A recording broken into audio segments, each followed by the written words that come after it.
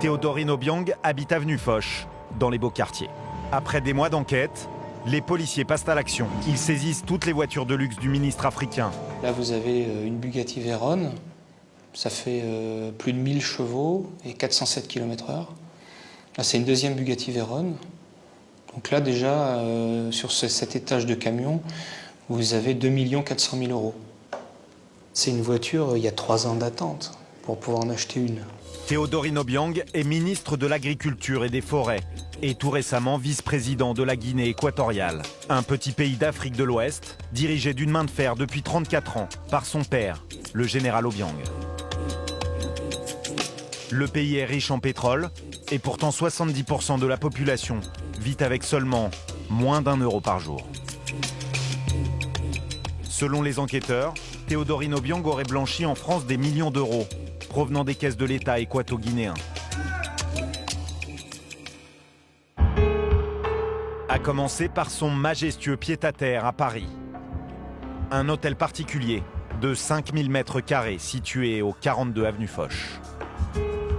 Quand les policiers entrent pour perquisitionner, ils découvrent un luxe incroyable. Ce sont des immeubles de très grand luxe dans lesquels vous avez à la fois salle de sport, centre de coiffure, discothèque, salle de réception au pluriel, cuisine, niveau de grands restaurants, etc. Donc on est sur des immeubles vraiment de très très grand standing.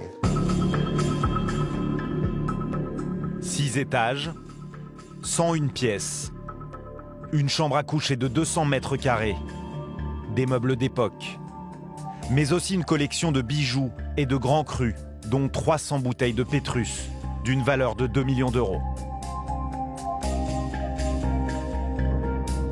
Dernièrement, il avait acquis pour 18 millions d'euros d'œuvres d'art en décoration. En tout, il y en aurait pour 40 millions d'euros de biens.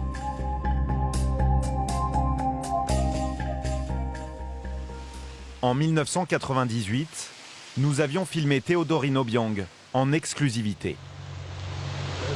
C'est un peu froid ce matin. Oui. Cette année-là, il n'a pas hésité à nous montrer sans aucune pudeur comment il dépensait son argent. Alors là, on va faire un tour. On va chez Django Franco Ferré, non? Oui. On va faire un petit tour là-bas. Je vais faire un peu des courses, un peu. Des courses à la hauteur de sa démesure. Alors, Ce jour-là, il va dévaliser la boutique de ce grand couturier italien. ça, c'est que des coupes déstructurées.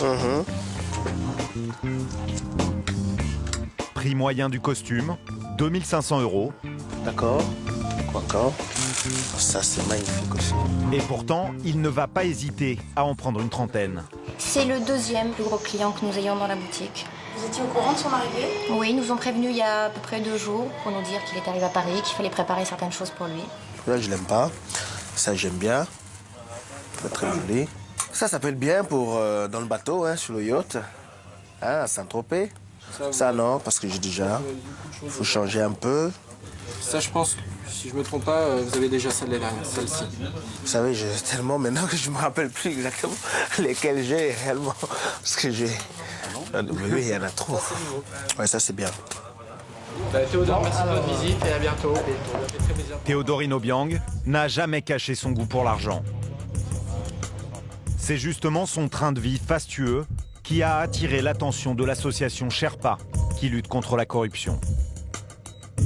L'ONG est à l'origine de la plainte contre Théodorine Obiang.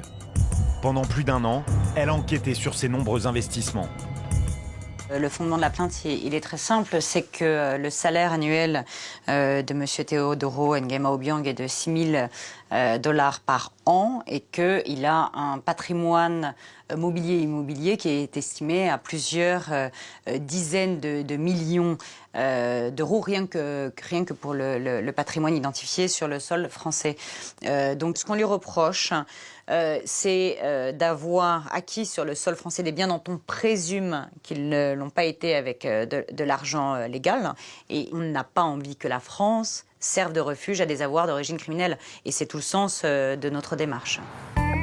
Selon l'avocat de Théodorine Obiang, cette débauche de luxe n'a rien de scandaleux. Son client n'a jamais volé dans les caisses de la Guinée équatoriale. Il a gagné cet argent honnêtement en tant que chef d'entreprise d'une société d'exploitation forestière. Vous pensez que les accusations qui disent que le patrimoine de M. Obiang serait d'origine frauduleuse est totalement faux. Je connais l'argument. L'argument, c'est de dire il est ministre, il ne peut pas s'acheter ce qu'il s'est acheté. Mais surtout, Il a un capital extrêmement important comme entrepreneur. C'est un entrepreneur qui a fait des bonnes affaires. Si la fortune paraît disproportionnée. Mais disproportionnée à quoi, madame? Ah, le problème, c'est qu'il est noir et qu'il est africain. Et quand on se dit un Africain noir, riche, qui décide d'acheter du beau, ça, c'est pas normal. C'est ça la vérité. Aujourd'hui, fini les virées parisiennes. Théodorine Obiang est sous le coup d'un mandat d'arrêt international. Il se cache dans son pays et refuse de se présenter devant la justice française, qu'il a déjà convoquée à 2 reprises.